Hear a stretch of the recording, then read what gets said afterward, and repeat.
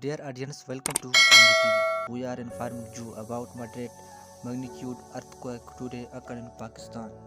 In the evening, an earthquake is magnitude 4.8 today occurred in Islamabad, Pakistan. The earthquake occurred in 4:22 p.m. on January 15, 2022 at a local time with a focal depth 180 km. According to National Center for Seismology, a massive earthquake today hits on Islamabad, Pakistan.